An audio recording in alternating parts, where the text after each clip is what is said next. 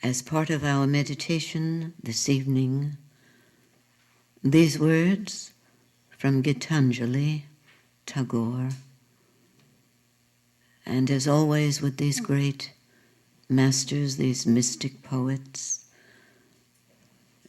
we do not know if he was addressing these words to his own great guru, Tagore had a great guru, or to the Lord itself. In any event, in the disciple's mind, there's no difference.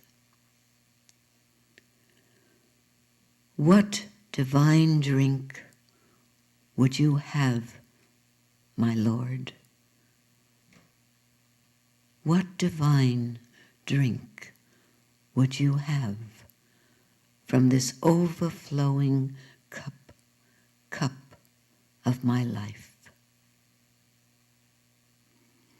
My poet, is it your delight to see your creation through my eyes, and to stand at the portals of my ears silently, to listen to your own eternal harmony?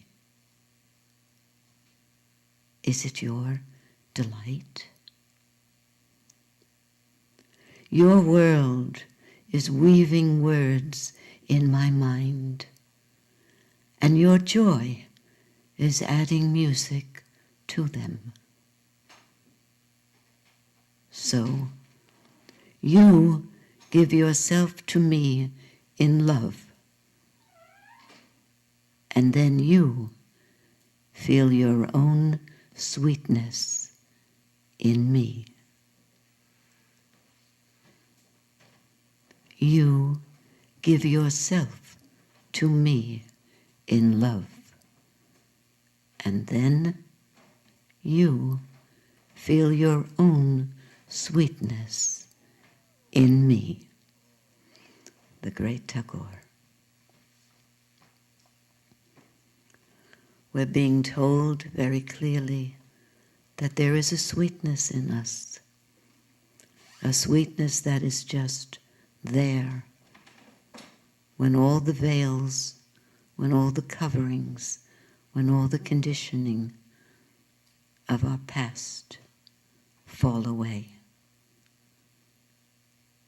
We have a natural goodness, sweetness, purity, and power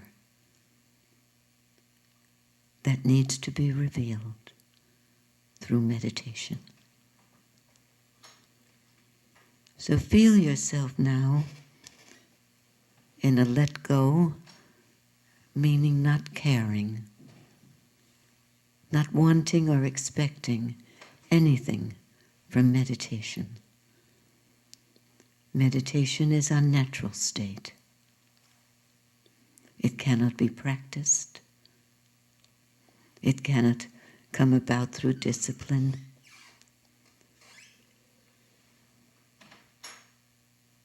It happens when the mind is quiet, when there's calmness within and around you. So don't miss this opportunity in this lovely atmosphere filled with the energy of all those souls that have been here before, filled with the sweetness of the great gurus, including our own, who have graced this house, this room, and this atmosphere. Deeply relax and open your whole being to this here and now.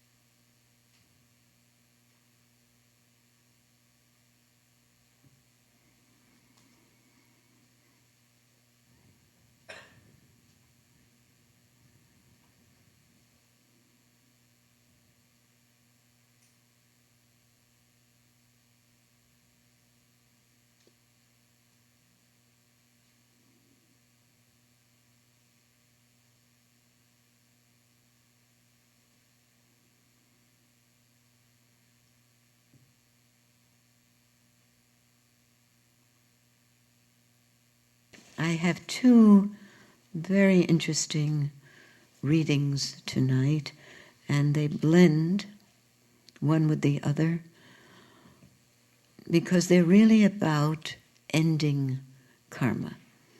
Ending karma,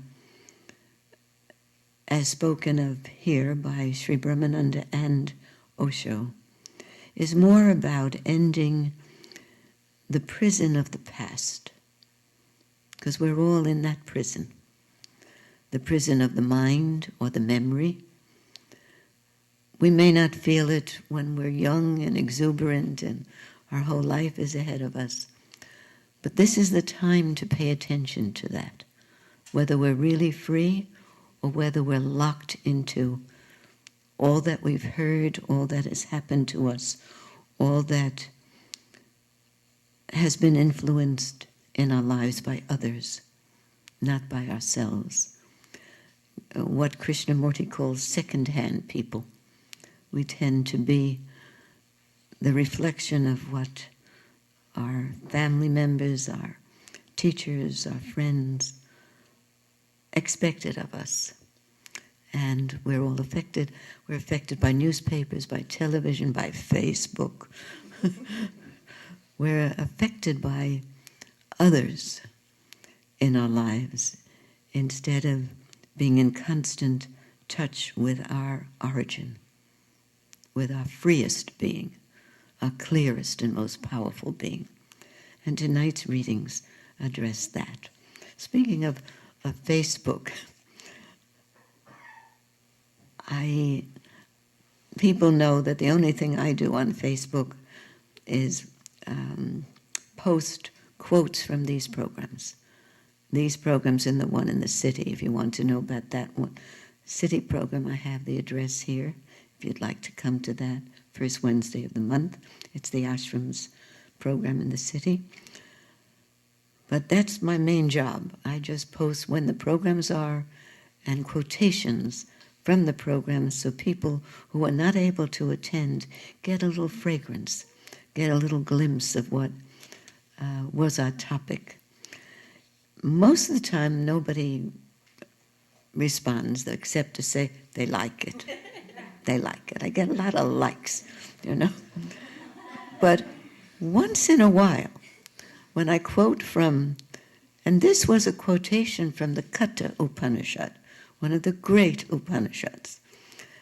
And the Upanishads are all the creation of the writings, the knowledge, the wisdom of enlightened beings, of course, as is the Bhagavad Gita and the other classics. And along comes somebody who, his comment was, after reading the quote from Katha Upanishad, "I disagree." And then he says why he disagrees. And it made absolutely no sense because it wasn't coming from someone who even understood those words. So with my great power, my great control, I said, delete. And I removed him. Because the reason I chose, I hope you're not sitting here, Mr. Delete. I don't think so, not from these groups. But the reason I chose only to quote from the great masters, the enlightened masters, the program is called Readings from the Masters, is because basically I'm a coward. I would never dare to give my unenlightened view of anything, because I know very well that my thinking is hindered, my clear thinking, my pure thinking, which we're capable of, is hindered by all the things I talked about before. All the wrong education, all the wrong understanding, all the wrong dogma that has come into my life. So I don't trust my mind, I really don't. But I certainly trust the words of those enlightened beings whom you can feel could not speak that way if they had not been in direct contact with truth. It's not possible. I once asked Guruji, about Ramana Maharshi, because I had a feeling from the first moment I heard his words that this was the true, authentic master.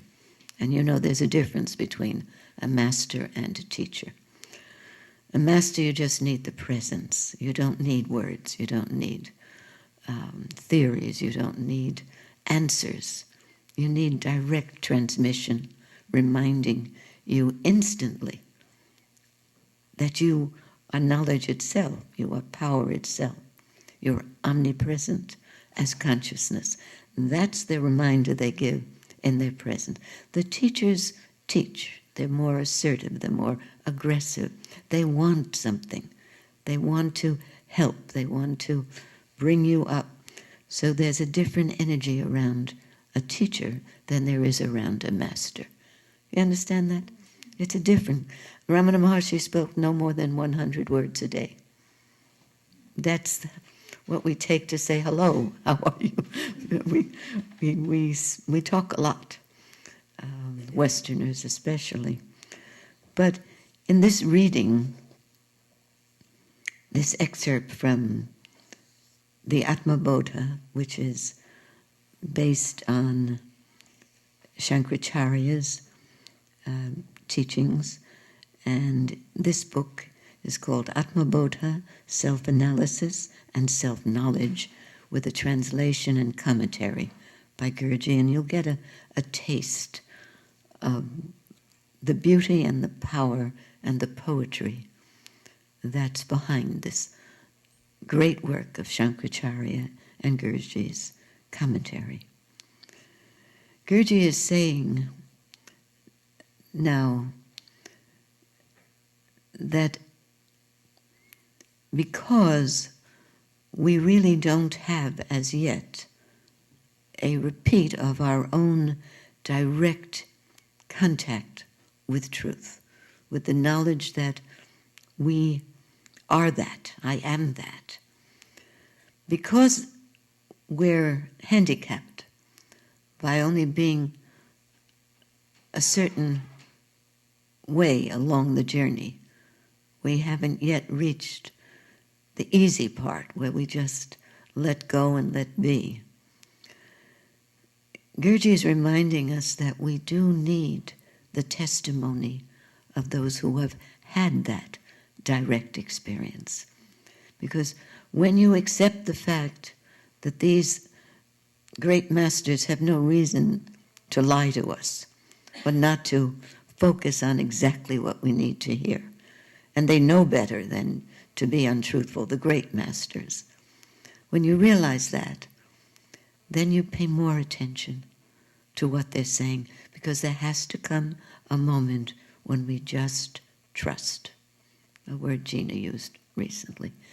All that's left to us at certain times of our life, when we're in despair, feeling hopeless, sometimes too young to have to face, young in our embodiment, too young to have to deal with the book of Job, which sometimes is the story of our life at times. The reason I'm feeling safe to say that to you, this audience, is because you're here. The people who come here, I always tell a little joke, the people who come here are not the people who are feeling so happy that they just have to come and tell everybody about it. No, I see your expressions. The people who come here are coming because some deep, profound event in your life, whatever it was, it could be on the personal side or a spiritual revelation, something caused you, as it did for me and so many others who came to this ashram, something caused you and myself to reach the bottom of our hope and expectation.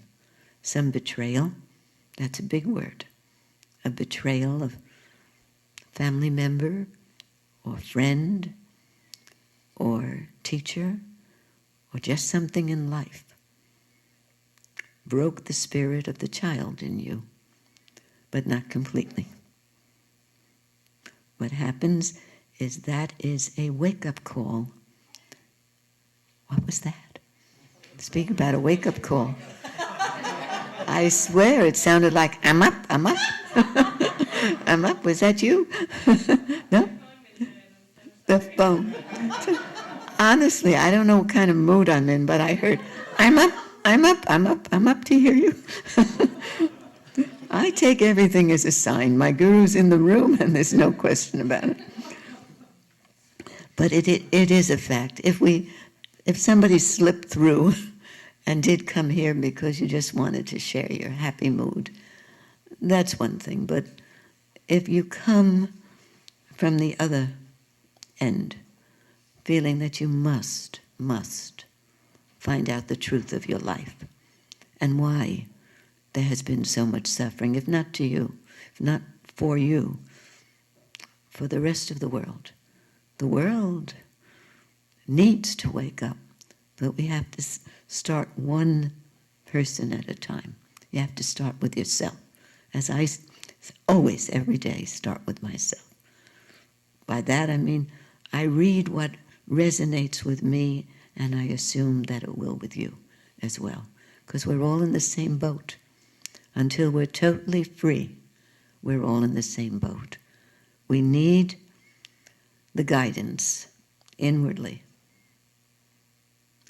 so that by the time we reach old age, and I know something about that, getting there, by the time we reach old age, when we're not so beautiful anymore, don't have the bodies that will take us and do for us what we'd like them to do, and we're approaching the end of the line, we will look back and be very glad we learned about witnessing.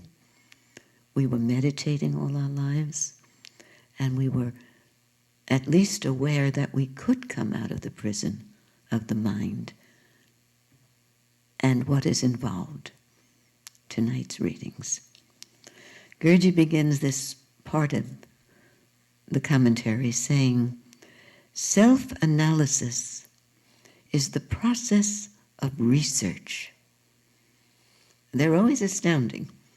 They have a completely original way of looking at a problem. Self-analysis is the process of research. Every self-analyst should have knowledge of the methods which have been discovered by great yogins and masters. Humanity would not have progressed as it has if each person had to start from the very beginning and make every experiment himself. The process of self-analysis will not be one of discovery, but of rediscovery, because such experience has already been explored by competent teachers. Everyone can learn from the experience of those who have preceded him or her. In this way alone will there be progress for humanity. This is the only way that humanity will progress, if we learn from the experience of those who have preceded us.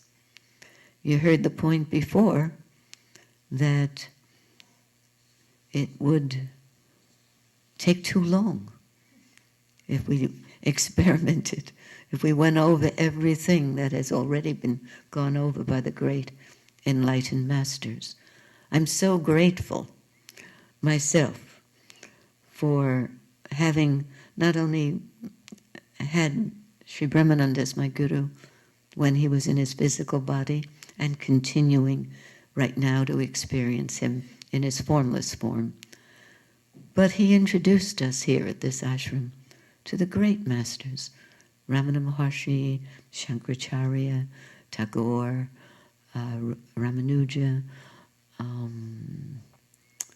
Sri Nisargadatta Maharaj, Swami Chidananda. We even had Maharishi Mahesh here. And that was a very interesting learning experience.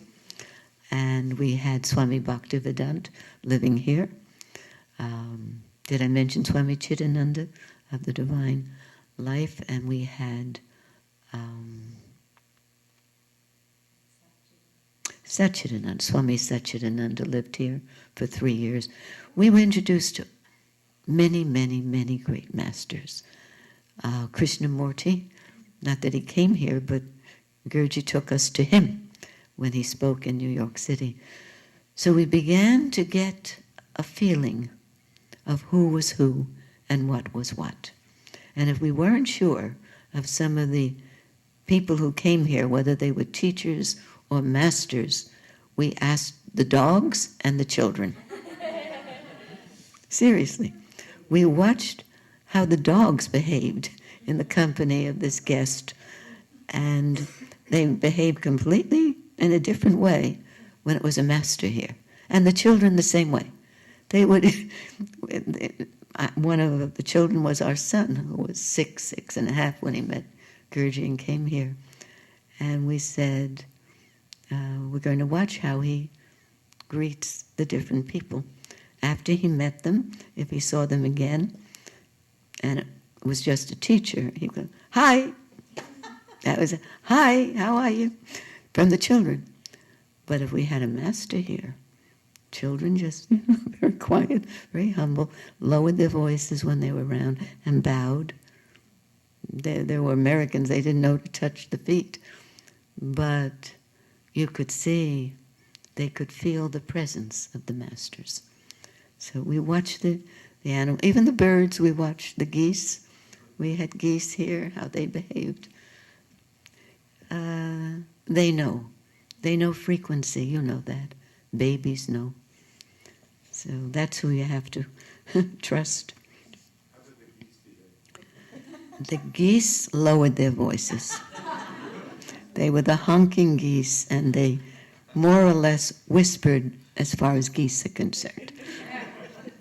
I'm joking, of course. But why I said the geese? Because one day, I'll tell it quickly because we're short of time. We were outside of the main house, a large group, sitting under a tree under which Guruji used to sit. I think it was felled by lightning not too many years ago. But in those days we sat under the tree, Guruji did, and we sat all around him. And he was in the middle of talking when all of a sudden we heard a squawking behind us, and we looked to see, and one of the residents was carrying up for Guruji, because he was a medical doctor, to examine. It was was it a duck or a goose?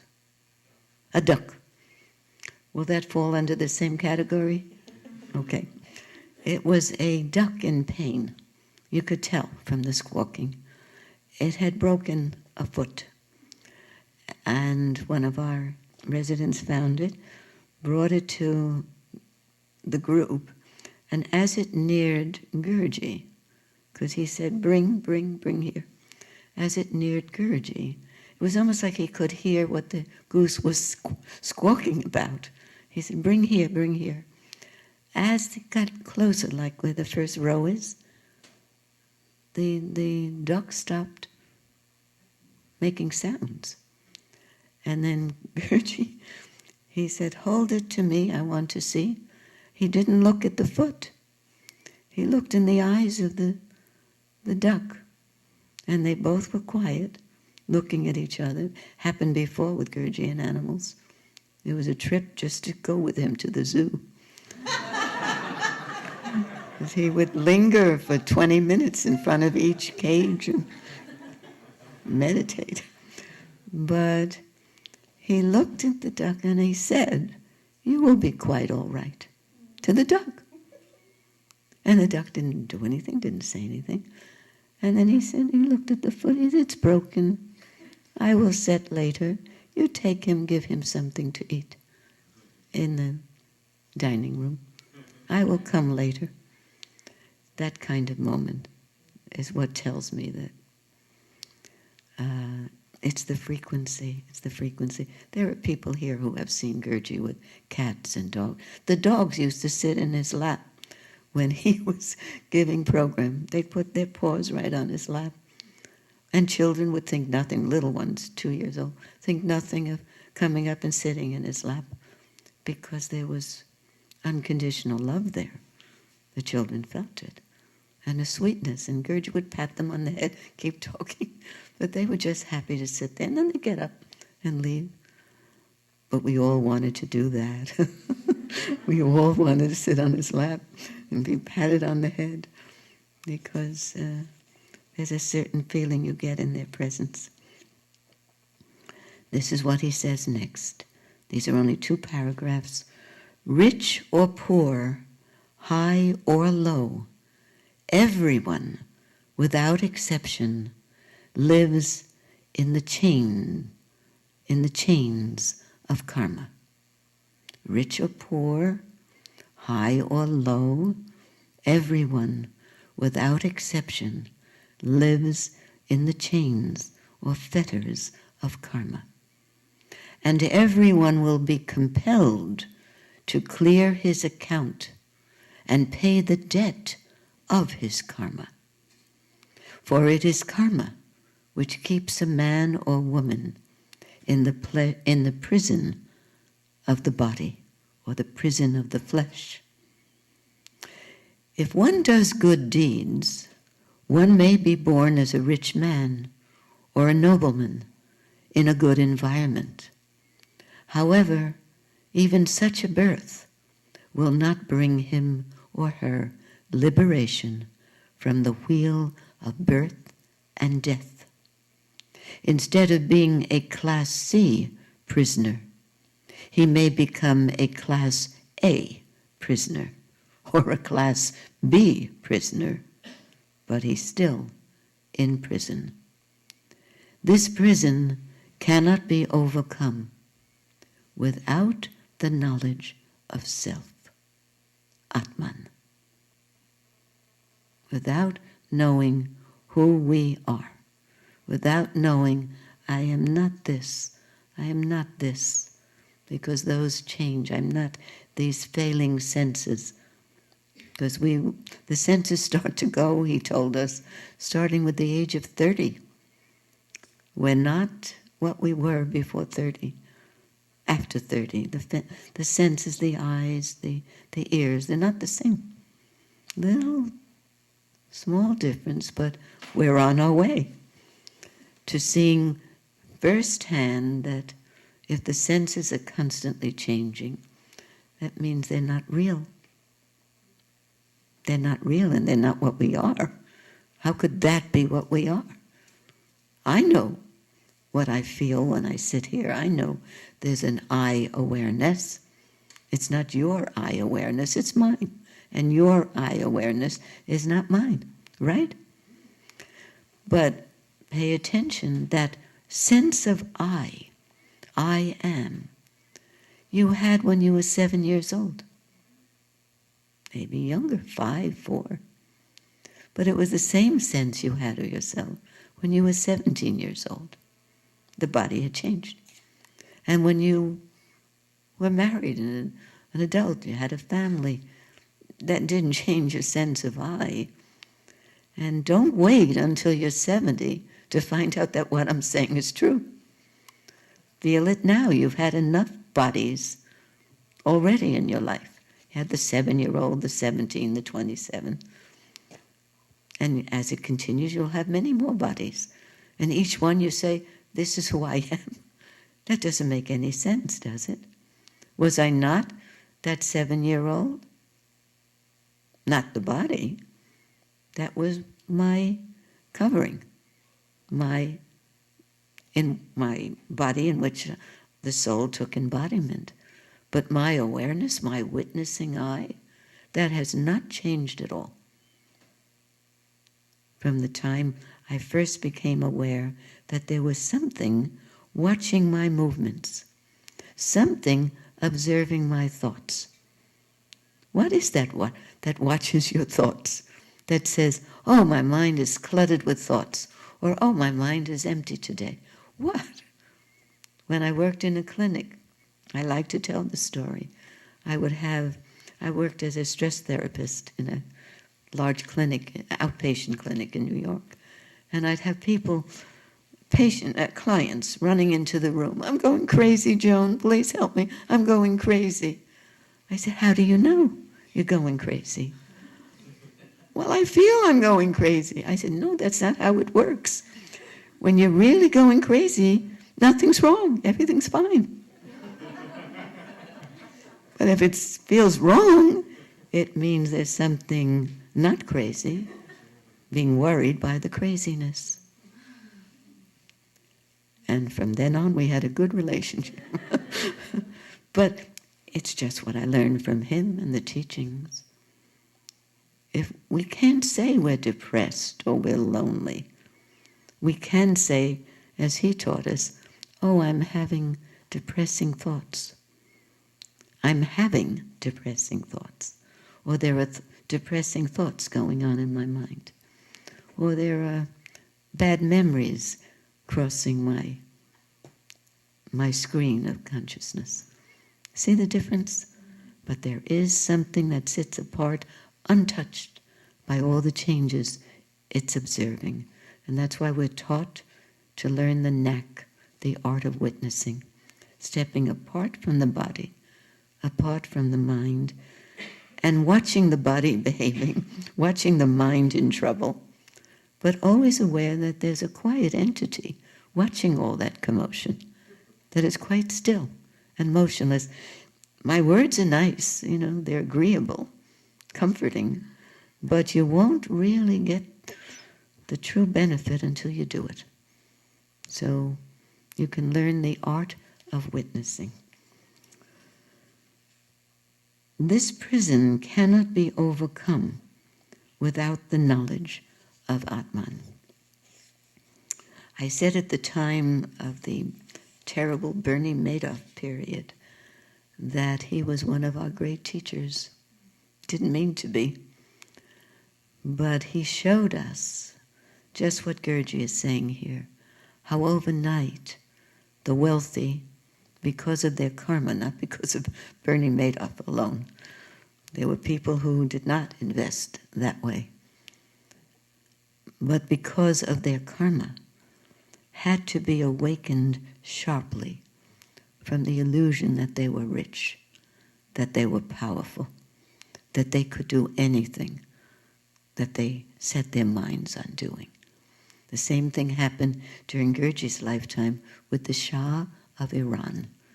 Anybody old enough to remember that? Lost everything.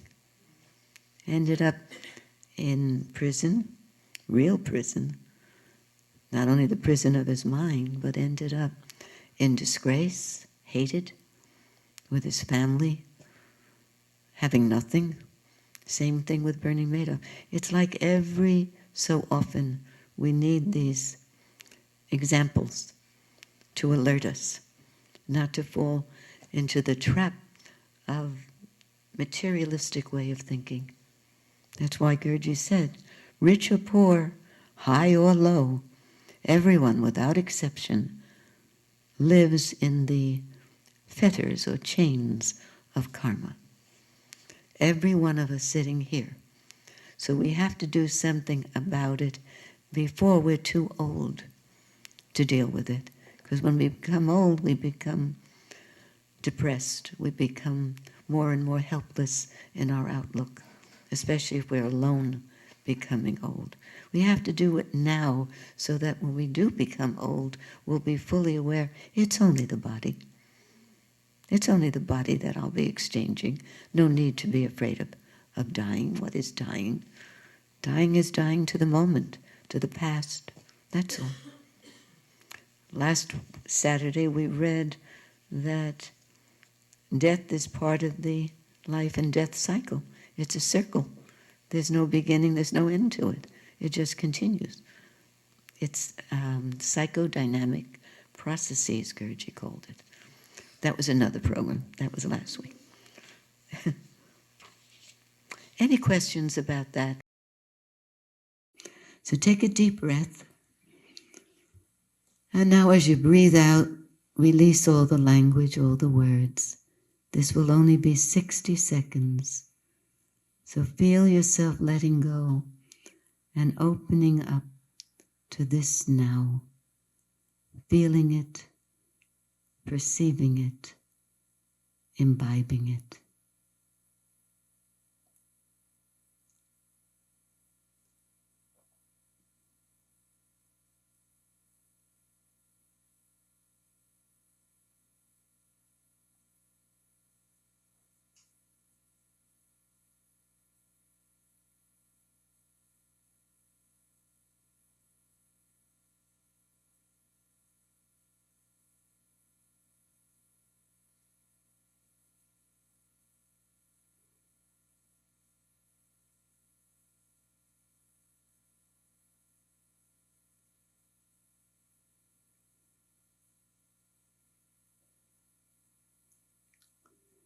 Sometimes it only takes 1 minute to reconnect with your real life, your real home.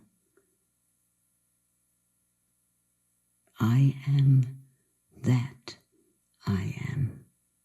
That is our home. Krishna Devi, would you lead us in our traditional prayer?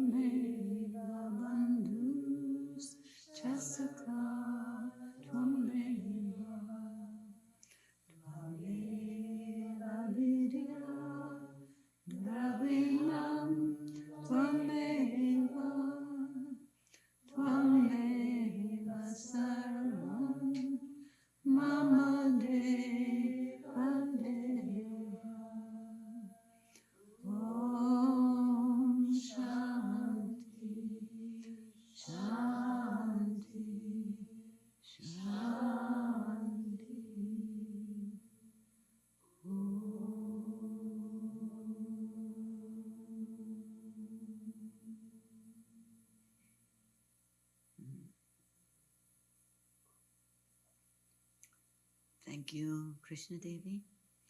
And if some of you are feeling very high, that you may need a designated driver, take 2 cookies. Chocolate chip is a great way to come back to earth.